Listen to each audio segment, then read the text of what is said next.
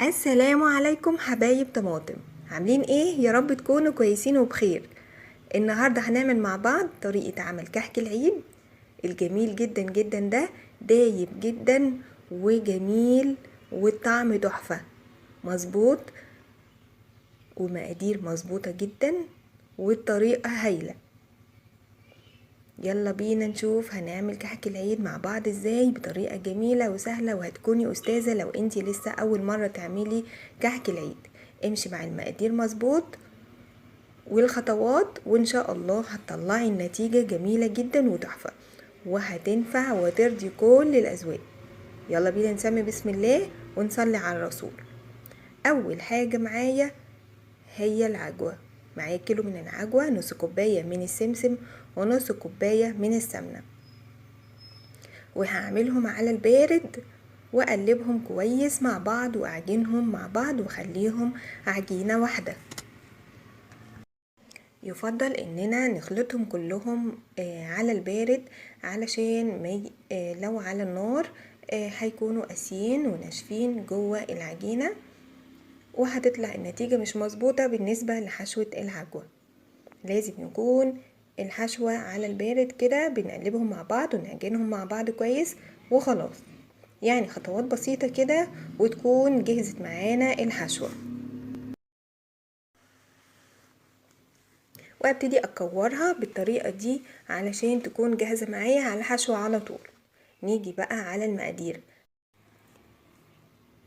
المقادير هنا عندي 7 كيلو من الدقيق المنخول، طبعا الدقيق العادي دقيق المخبوزات، وعليهم 3.5 من السمنة، ويفضل تكون سمنة بلدي علشان بتكون زهرة جدا وباينة في ريحة الكحك، واي نوع سمنة براحتكم، المهم معانا المقدار. نبتدي نضيف المكونات مع بعض. معايا لكل كيلو دقيق معلقتين من السمسم المحمص في البيت يفضل، ومعلقة من الملح،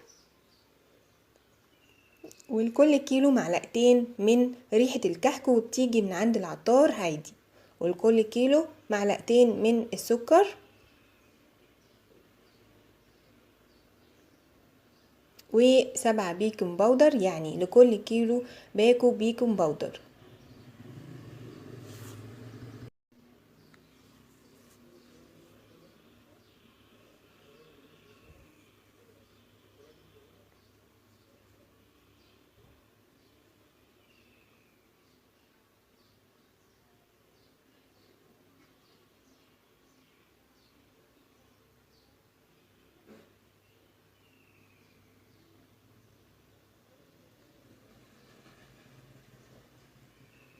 هبتدي اقلب المكونات دي مع بعض.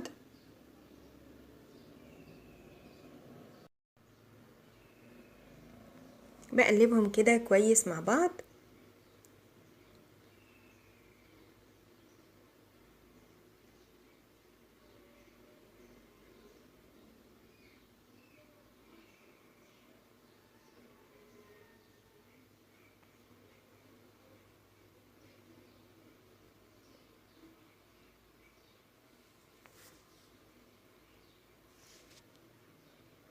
تمام جدا.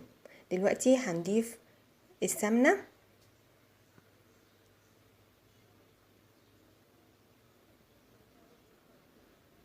احنا قلنا ال7 كيلو مقدارهم للسمنة 3.5 من السمنة، مقدار الكيلو نص كيلو من السمنة، وهسيب لكم مقدار الكيلو في صندوق الوصف علشان تضعفوا الكمية براحتكم حسب الكمية واحتياجاتكم. هنا الخطوة دي مهمة جدا لنجاح الكحك، وهي بس العجين، يعني نبس الدقيق مع السمنة وندخلهم في بعض، يعني اشبع الدقيق كويس جدا بالسمنة.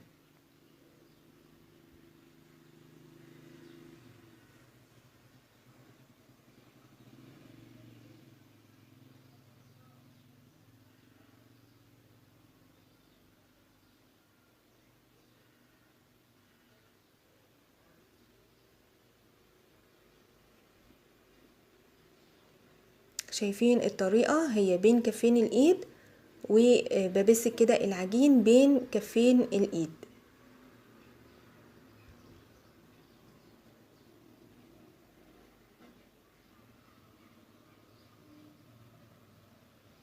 شايفين طريقة البث؟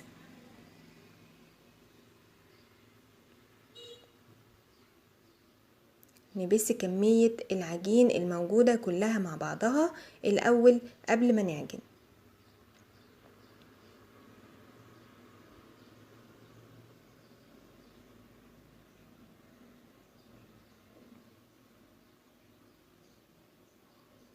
تسلم ايدك يا ست الكل. معايا هنا طبعا قلنا مكعب كبير من الخميرة ومتدوبة مع معلقتين من السكر في نص كوباية من المية الدافية.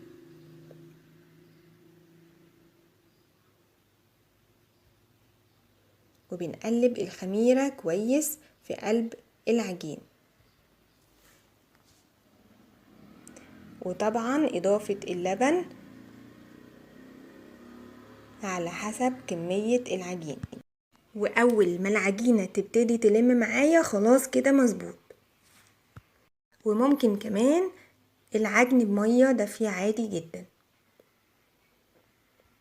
شايفين هنا العجينة اتكورت، دي كده تجربة وخلاص ما شققتش كده، العجينة مظبوطة وهايلة جدا معانا ما شاء الله. العجينة كده تمام جدا، والخطوات والطريقة دي مظبوطة جدا جدا في الكحكية. هنبتدي ننقش الكحك مع بعض، وهنا الحشوة بتاعة العجوة اللي عملناها مع بعض، ولو حابين اي حشوة تاني اختياري براحتكم خالص. حابين بقى بالمنقاش ببصامة الكحك، اي طريقة انتوا تفضلوها. ولازم نغطي العجين كده بالطريقة دي علشان ما ينشفش معانا.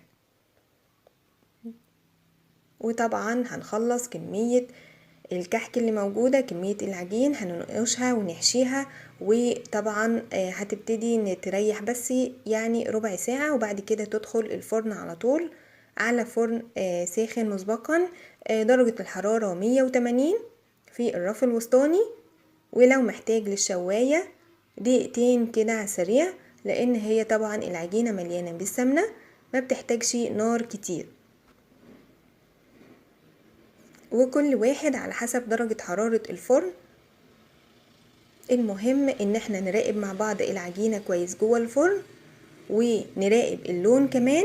ولو اخدت تحميرة خفيفة كده، وطبعا درجة اللون دي اختياري بالنسبة لكم، في ناس تحبها اغمق من كده وفي ناس تحبها افتح من كده. شايفين بقى الكحكاية دايبة دوب جميلة جدا جدا. يا رب كل سنة وانتم طيبين. ما تنسوش بقى تقولولي رأيكم في التعليقات على الفيديو الجميل ده. لو الفيديو عجبكم ما تنسونيش في لايك وشير وسبسكرايب لو سمحتوا.